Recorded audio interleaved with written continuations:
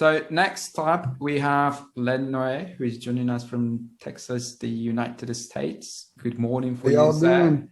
I'm very excited about this talk. Very curious about it. So, yeah, you can take it from there. Appreciate it. Thank you, Christian. First of all, just wanted to say thank you guys for allowing me the opportunity to speak. This is going to be a really fun talk today.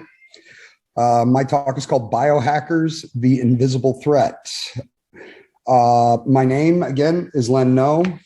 I'm part of the CyberArk Corporation. I'm one of their global solutions and part of their global solutions enablement team. I'm one of CyberArk's white hats. I'm also a global security speaker, and I've been with CyberArk now for going on 8.5 years. I've been in IT professionally for over 26 years in roles ranging from programmer to systems architect. I've been also breaking into computers since the Commodore 64 days and spent a really large amount of my time in my youth as a black or a gray hat hacker. I am professionally trained as well as come by a lot of my knowledge through practical application. I'm really active on social media, and I invite everyone to reach out over LinkedIn and check out my GitHub and my YouTube channels for additional security related content. So let's get right into it. So I wanted to start today by asking a very simple question. What does a cyborg look like? When you hear the word cyborg, what comes to mind? Maybe a Terminator, Star Wars, quick shout out to the previous speaker. I'm all about the Sarlacc pit, or Star Trek. Anybody who knows the definition of a cyborg would probably have some vision in their head. And I'd be willing to bet that it's all shiny and to some extent robotic looking. Well, I hate to pop your bubble, but that's just not the case anymore, guys. Cyborgs are not only on the movie screens, they walk among us, and you may be friends with one and don't even know it. These are my hands. I'm a biohacker in the truest sense of the word. I am not only an augmented human with microchips in my hands, but I'm also a white hat hacker. I'm a hacker that has modified my body to take advantage of the available technologies to turn myself into the attack vector. I'm going to explain what my current chips are, as well as giving you a roadmap on what I'm looking to do to continue my journey to become more than human. So as I said, the x-rays above, these are my hands, and I have the following capabilities with my current implants. I have a Flex Next. This is a long-range NFC RFID reprogrammable chip. I have a Next chip. It's the same as the Flex Next, much smaller range. I have a Flex M1 Magic. This chip allows me to emulate any number of older access cards, from public transit to membership tokens to physical access. I have a VivoKey Spark 2. This is a crypto-bionic chip that can perform strong cryptographic functions. And since the time this x-ray was taken, I actually have 2 additional implants. I have a Flex EM. This allows me to emulate most of the popular physical access cards, including Prox, Prox 2, HID, Indala, Pyramid, and just a ton more. And I also have a Titan biomagnet. This is a biosensing magnet that's been placed in my pinky, and this allows me to actually feel electromagnetic currents. So augmented humans are not science fiction. We're here, we're not going anywhere. And as the technology continues to evolve, so will we. So I've broken this talk into 3 parts: yesterday, today, and tomorrow. I'm not going to spend a lot of time on the history of who we were, just enough to show that the biohacker or transhuman is just the point where science, technology, and humanity meet. So the idea behind implanting technology inside the human body has been around since the 1950s. The patent for the first cardiac pacemaker was submitted in 1952 and was the size of a table radio. This was not fully implantable and actually required leads to be connected to the external power source. With the advent of the transistor in the mid-1950s, the ability to construct a fully implantable device was achieved in May of 1958.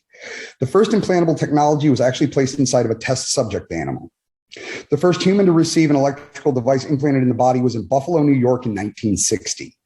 The tech up to this point was pretty static and didn't allow for much in the way of conditional executions or modifications from the original programming. 1964 gave host to the first implantable technology that can take data from the body itself. Throughout the 70s and 80s, there were some advancements, but nothing that would really set the world on its ear. 1990 is when things really started to pick up for the implant community. from the creation of smart devices all the way through to artificial intelligence, where that is now today commonplace. For biohackers, our history was forged by the medical profession to address deficiencies of the human body from a reactive perspective. By that, I mean that the issues were already there. Additionally, there were no options for an individual to enhance themselves through technology. So, who are we today? People like myself are referred to by many names: biohacker, grinder, transhuman. Regardless of what name you want to put on us, we all share the concept of moving beyond the human form that we were born into. The term transhuman was actually first coined by Julian Huxley in 1957. The movement he created was fueled by multiple people looking to extend the capabilities of the human form. So, where do you find implantable technologies? The same place we find everything else, the internet. Now, there are multiple implant manufacturers to choose from. I personally work exclusively with dangerousthings.com. I do not get a kickback from these guys, but I typically get asked, where do you get this type of stuff? So I'm not trying to, advocate for these guys. Do some research. These are just the guys that I use. These are just some of the types of implantable technology that are actually out there and available right now. We have magnets, both lifting and biosensing. We have flexible, NFC. We have flexible RFID. We have encapsulated NFC and RFID, and encapsulated LEDs for those that want to go out and have a really fun night at the club. And there are multiple variants within these categories to address specific requirements. I'm not going to go into the procedure on how we install the implants. Let's just say there are needles or scalpels involved based on which implant that you want to actually have done. And if you're interested in more information about that, please get with me after the talk. I would be happy to go through it as deeply as your stomach can handle. So these devices were designed to make people's lives easier. We have the ability to start our vehicles with implants. Imagine never losing your keys again. Or how many people have fobs for access to a gym or a shared garage or a storage unit? What about being able to pay for goods and services the same way that we use Apple Pay or the Android Wallet, but you never have to worry about forgetting your phone? Every one of these activities constitutes a legitimate use case. Unfortunately, not all of us are friendly. As security professionals, we need to start looking beyond what we're comfortable with, beyond the normal attacks that we've heard about for years. The attacks in the end game may not have changed, but the delivery methods have come right off the movie screens and into our company's infrastructures and data centers. Security admins know that the normal attack vectors of USB drives, phishing, CVEs, the list can go on forever. But how do you address the fact that any one of your employees could potentially have a full Linux distribution to NFC or RFID chips beneath the skin? What if someone implanted an HID or a proximity access chip? There would be no evidence or indications of compromise to the naked eye for someone in a restricted area for physical access. Chip implants utilize the same technologies that enterprises are using: RFID for door badging, NFC for IoT, MyFair or HID proximity cards for physical access. And this is just a few. With the number of regulations and audits that companies are required to do for compliance, how would you know if somebody's bypassed your security policy and brought a rogue asset into your environment? The simple answer is you wouldn't. The PegLeg is a single board computer that has been modified to a minimalist form factor with a wireless charging receiver and then encased in biopolymer and implanted in the body. This is on the outer edge of extreme, even for most biohackers. This is not a simple process, and making sure that the SBC is completely sealed has caused a number of individuals that have attempted this implant to require emergency removal surgery. This still doesn't stop many more, including myself, from trying to get one of these things implanted. These devices have Wi-Fi as well as Bluetooth capabilities and can be accessed over SSH from a mobile device. This would allow a bad actor to have access to binaries or even something as widely known as responder. They can be made into rogue access points as well as command and control servers. The possibilities for a concealed Linux system are only limited by the imagination of the attacker. Originally intended to act as a logless file transfer drop, the PegLeg was originally designed to leverage the Pirate Box software. However, as with anything in the technology space, people took that simple idea and have branched out into even more creative or devious areas based on your perspective. Full Linux distributions have been implanted. These devices are headless, like I said, but do have access to that Wi-Fi access point configured to allow access to the implanted device. Once connected, the attacker has access to the terminal for interactive processes, or can be set to perform non-interactive scans and sweep for low-energy Bluetooth that can be utilized for an attack like Blueborn, or working in conjunction with a USB share application like Virtual Here. An attacker could execute mouse jacking attacks and inject automated payloads with tools like Jacket, all while standing and having a casual conversation right there at your desk. The total number of PegLeg implants is really not widely known because this was very much a community-based project. However, the fact that there's at least one individual that has this ability should be more than enough case for security admins to take notice. Let's take a moment just to think about this. How, as security professionals, can we regulate secure locations if people have the ability to conceal full computers within the body? This becomes an even greater challenge for companies and governmental agencies who may require elevated clearance to access files or physical locations.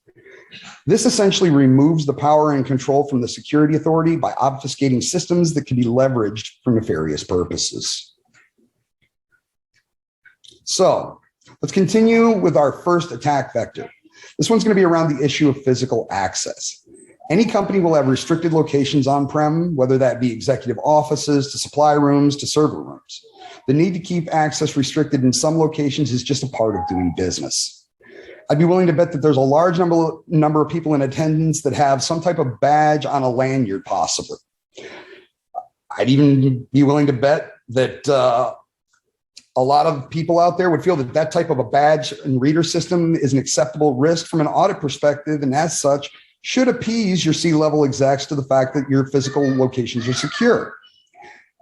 I really hope nobody here at B-Sides believes that. You know, let's think about this. How many of us are spatially aware to the point where if we were talking to someone like me, would you notice if I pulled a small tool like a Prox Smart Chameleon Mini and was able to read your access badge while we were talking? I get it all the time. There's no way that somebody would be able to do that to me. I hope you're right. I have countless case studies that involve cloned access badges. The act of cloning access badges is not new. The technology has been commercially available for over a decade. What makes this attack vector different is there's no evidence of the breach. Unlike the old days when an attacker would need to have a copy of the cloned key or a battery pack for the Proxmark to replay the scraped data, now attackers can write this information to a subdermal implant and proceed with no way for a security professional to know how or what they access the systems and how the systems had actually been compromised. So let me introduce the first attack vector that we're going to be talking about today. This one's called Handshake.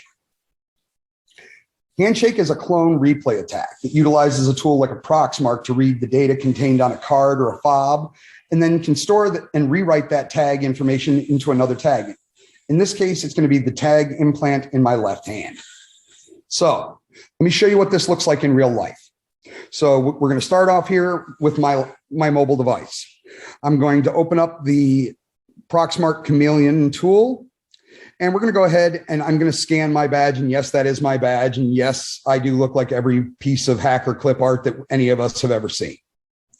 So very quickly, we can see that this is a MyFair Classic card, and I'm able to import all of the UID and all of the sector information. Excuse me. Now, keep in mind, all of this can be done while I'm standing there. So as we can see here, I'm going to go ahead and give this one a friendly name. I'm going to call this Len's badge. Or Len's ID, I apologize. Once we have this, now we're going to go ahead and we're going to scan my hand.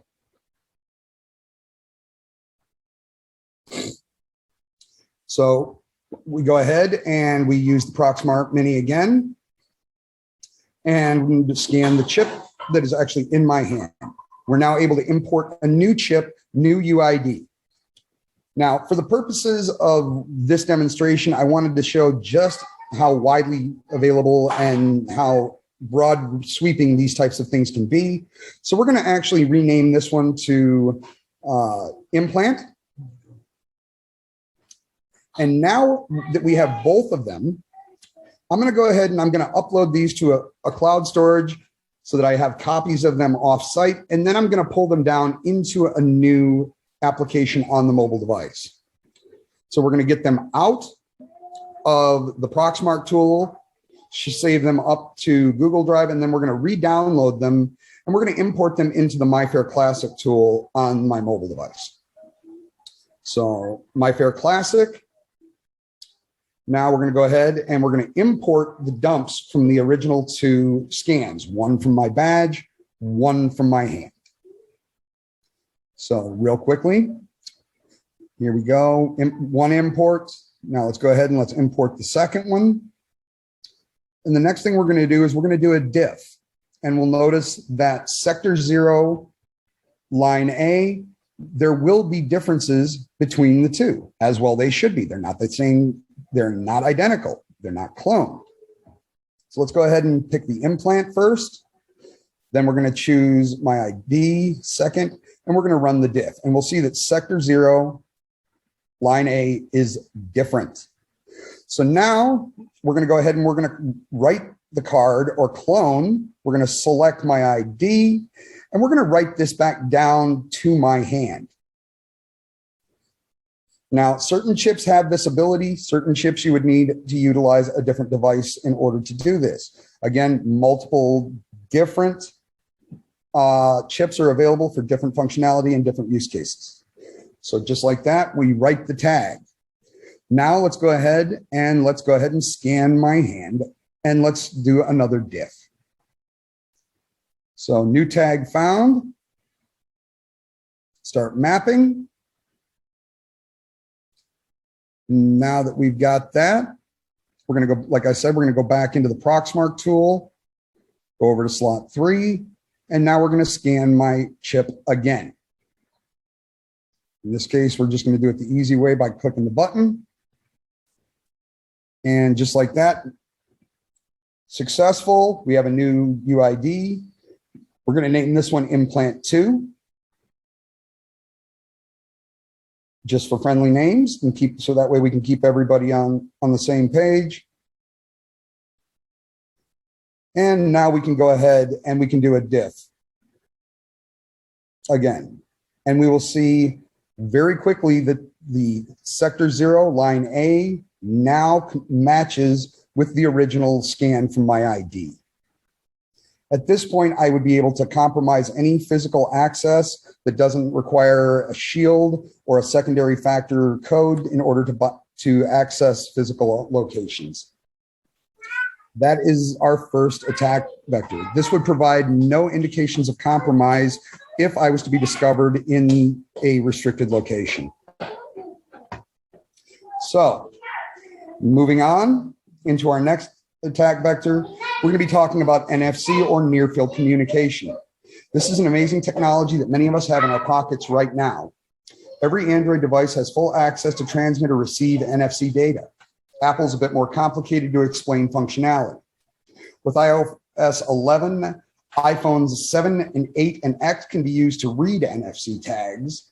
iPhone 6 and 6S can be used to make NFC payments with Apple Pay, but has no ability to read standalone NFC tags. Apple at this time only allows NFC tags to be read via apps. There's no native support for native reads. I can almost hear all of the iPhone people out there cheering. You get a pass for now. I've not heard of anything on the roadmap for iPhones, but as the functionality continues to be adopted for industries involving IoT, I have to believe that Apple is weighing the security concerns of native access very carefully. So like I just stated, standard NFC utilization can be almost anything from beaming a file to a coworker or a friend, to using a fob or an app to transmit a signal to a receiver to allow some action to take place. Here's where it gets interesting. NFC gets its power from the receiver. There's no internal power required to be able to keep a loaded tag in waiting.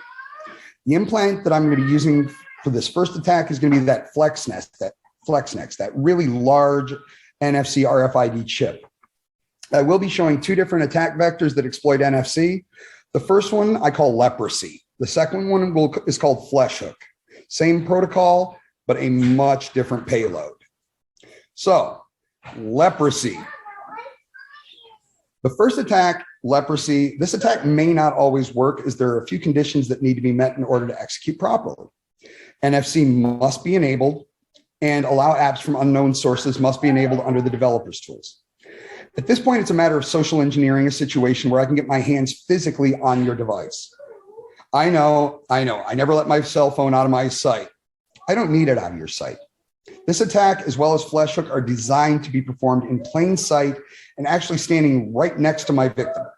I don't think it would be a large stretch to assume that if we were in the same place together and I was to make some kind of scene about an issue with my wife or maybe a daughter or a granddaughter, and I was pleading for somebody to help me make a phone call, I know the Good Samaritan someone would be there to be my victim. We all have a built-in control and try to avoid conflict, as well as not wanting to be viewed by our peers as uncaring. As an attacker, I know this and will do everything in my power to take advantage of it. Once the phone or tablet is in my hands, the receiver in the device will pick up the tag I have programmed in my hand that is pointing to a web location containing an infected APK that was created with MSF Venom. Anybody not familiar with that? It's part of the Metasploit framework and is used to create connections back to a command and control server. So I've gotten the device in my hands. The chip is prompted to either install or save the file. I go through the motions of what appears to be making a phone call. What I'm actually doing is loading the APK, then quickly returning the device back to you. This attack will provide persistence as well as a hidden icon, so the owner would never be able to see anything out of the ordinary, as well as not being able to find anything incriminating within your applications list. What if this was a work phone? What if this was the device you do your banking with? In this scenario, I'm already in your phone before I've even left the room. From the Metasploit server, I can gain access to the contacts, emails, photos, downloads, essentially anything that's on that device. All right, so now that I've explained it, let me show you guys what this looks like.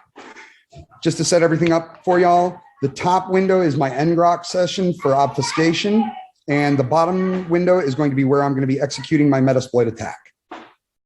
So we start off by launching Metasploit, and I've already got a resource file, so we're going to go ahead and we're going to just load up leprosy via ngrok and exploit. From here, I want you to pay close attention to how fast this happens. Oh my gosh, I need help. Somebody help me, please. I need to make a phone call. That's it, that fast. On the screen, you'll see how quickly I can actually pull this off. All I need to do is say download.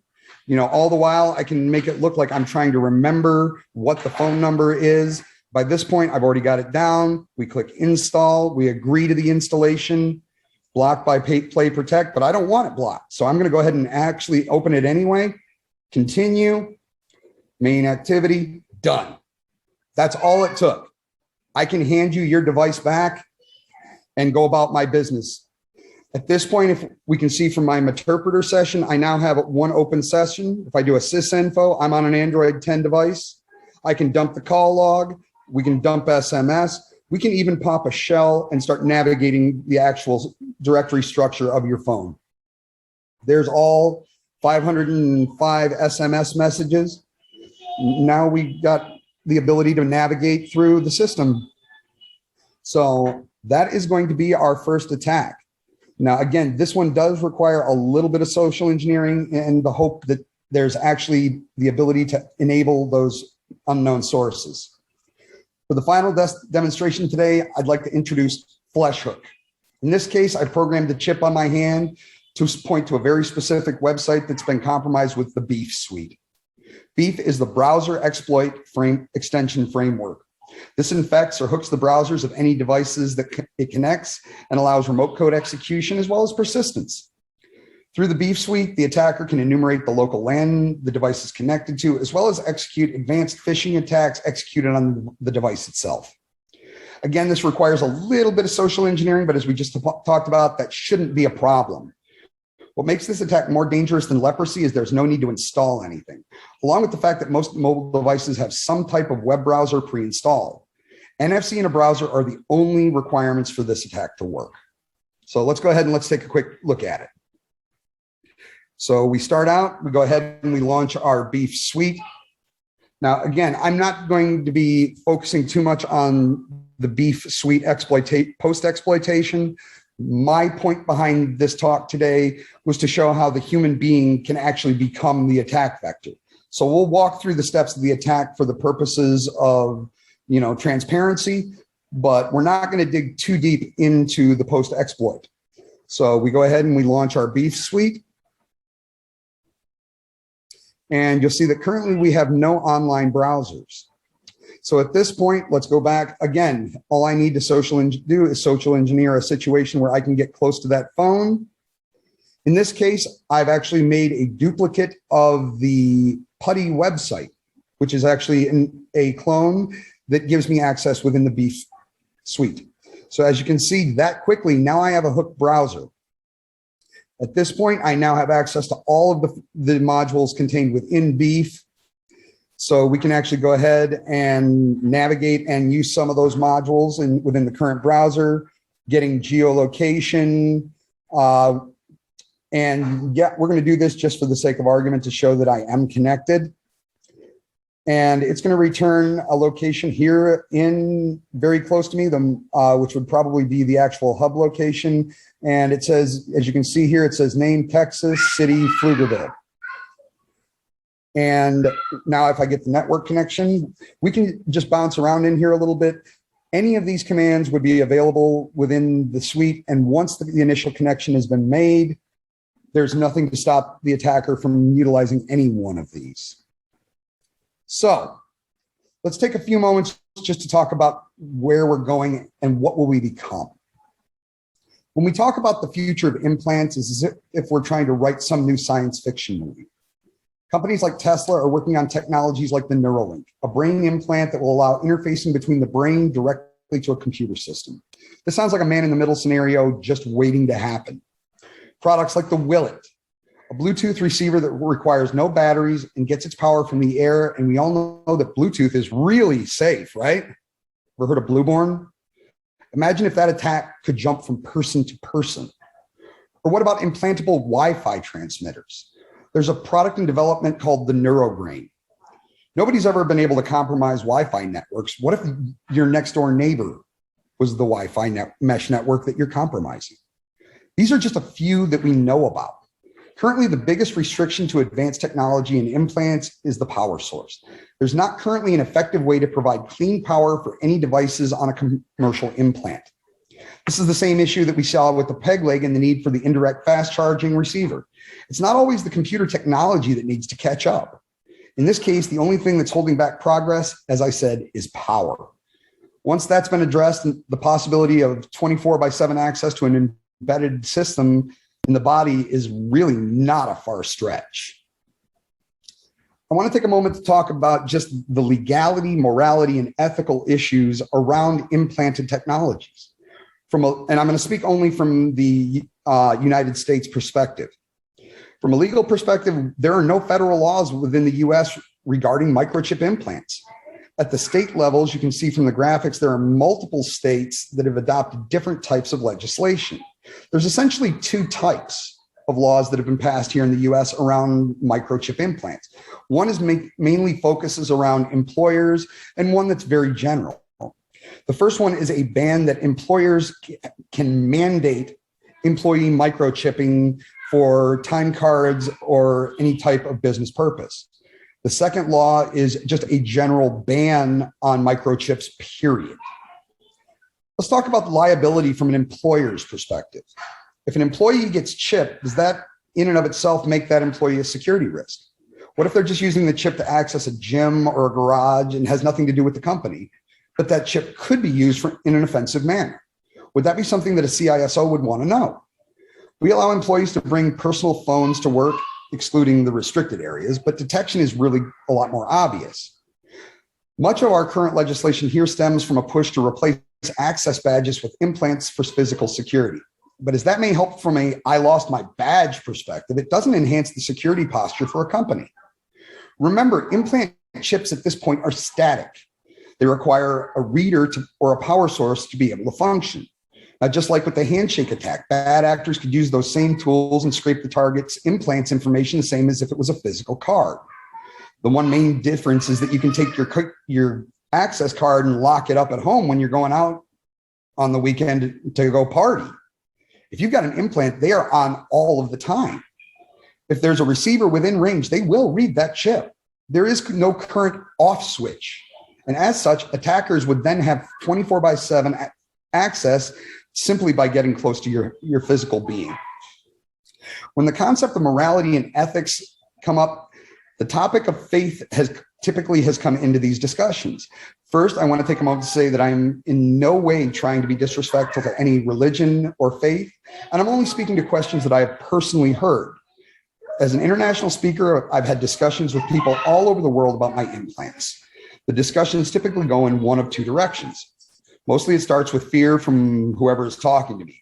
I've been told that I have the mark of the beast. I've been told that I'm being tracked by the man. I've even been asked if this is the same chip that people have in their dogs or cats. All of these conversations are driven by the fear of the different or the unknown. I've had acquaintances tell me that they are physically afraid of me due to my implants. I don't really know what they're afraid of. It's almost as if they think I'm going to turn into a Terminator and go on some kind of a rampage. The truth is that there are more people out here like me than you could imagine. The difference is I don't have a problem with people knowing who and what I am. Many others like me keep their implant secrets over the concerns of the social stigma associated with microchips. The decision to augment ourselves should not hold any weight in regards to the issues of faith or morality, provided that the decision is still left with the individual and not a mandate from any type of authority. Like I said earlier, not all of us are friendly, but most of us are. Finally, how far is too far? We briefly touched on the Tesla Neuralink and the PegLeg. These are two very different products with broad sweeping ramifications for the individual as well as the employers and law enforcement.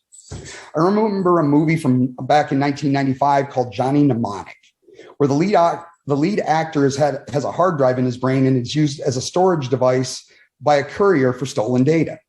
Or The Matrix, where we learn a new skill just by uploading the instruction set, and then we have it. You know, the genie's out of the bottle and there's no way that it's going to go back in.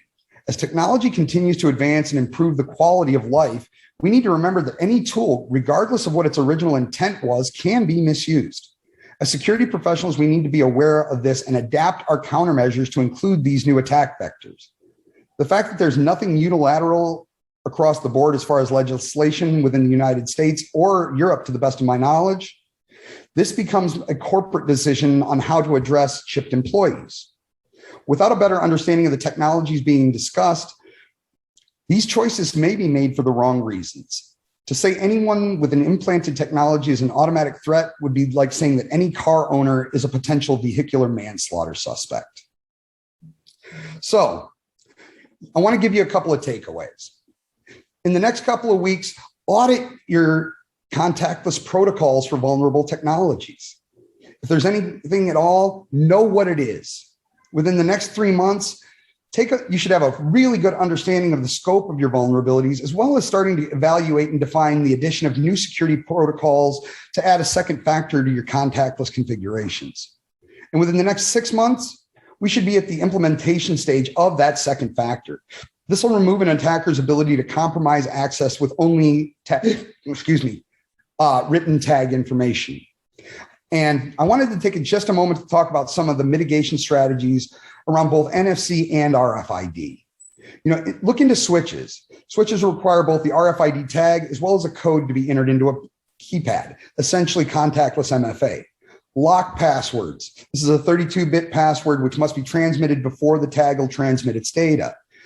Utilizing this will take care of skimmers. Basic access control. The reader must supply a specific key before the tag will reveal any personal information, blocking potential skimming. Mutual authentication. In this process, the sensor will send a line of code to the tag, which will decipher it using the key, which is known to both entities. If the tag is successful, it can then send a line of code similarly deciphered to the reader. Once both the tag and the reader are certain that neither is an imposter, they can transmit their data. This method prevents anyone from stealing any data from that tag. Let's take a minute to talk about NFC. The most important advice in regards to NFC, if you're not using it, turn it off. Stay on top of patch management. As manufacturers update firmware, be vigilant in staying current. Education. educate your employees about the fact that NFC is a non-secure protocol at its core, and utilize blocking shields for tags when not in use. And just to prove the seriousness of the idea of blocking shields, I actually had Faraday gloves created for me to be able to put on my hands to shut my tags off. So that is about all I have today. I do have a few minutes left as far as I can tell, I think. So I will be able to take just a couple of questions. Finally, I wanted to provide just my information one more time. I'd like to say first and foremost, again, thank you to the BSides Barcelona for giving me the opportunity to speak. And I hope that you found this presentation educational as well as entertaining. So thank you very much. And I am open to questions at this time. Thank you very much, Len. That was very interesting. And this is like mind-blowing the first time I heard about this. So far, like we don't have any questions on the Q&A, but I do have questions.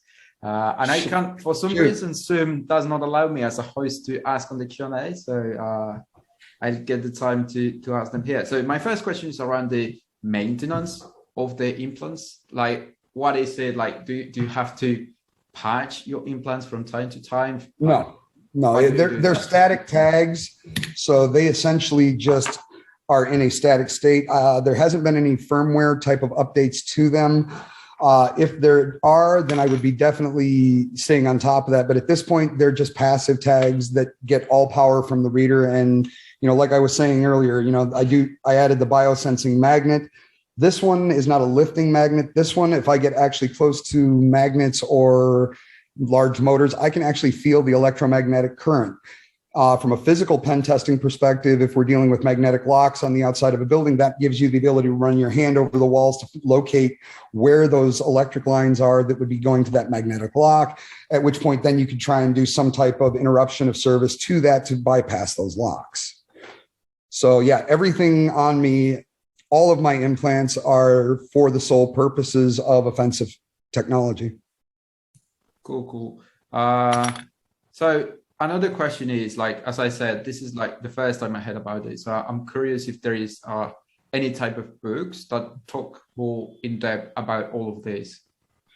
To be honest, to the best of my knowledge, I'm the first one of us that's actually come out and spoke on these topics in a large forum. There are quite a few pen testers that I do know personally that do have implants for the purposes of red team exercises and physical penetration testing. But to the best of my knowledge, I've introduced this topic at RSA this last February in the US, but I do believe I'm one of the first. There's an amazing, again, I don't get a kickback from Dangerous Things, but they are probably one of the best commercial grade implant manufacturers. Their forums are some of the most knowledgeable. If this is something that anybody even finds remotely interesting, I would highly suggest just go over there, join the forums. You don't have to be a transhuman or somebody with an implant to join, but they're very friendly, very open. And we can, if you have any questions, we are more than welcome to answer them. Everything from, what type of answers to give potential zealots about being implanted to how do you secure your implants at places like DEF CON or Black Hat. It's a great resource for anybody that's into the implant technology and contactless biohuman transition. Interesting, thank you. So more questions is, when you decide like you want to do one of these implants, like where do you go? Do you go to your doctor and tell it like, I need you to implant this on me? I know that there are some people that have gone to doctors to have them put in. Here in where I live, we actually have body modification parlors that do body piercings and brandings, and all of my implants were actually put in by my body modification expert. His name is actually Pineapple. Shout out to Pineapple at Shaman Tattoo or Shaman Modifications here in Austin, Texas.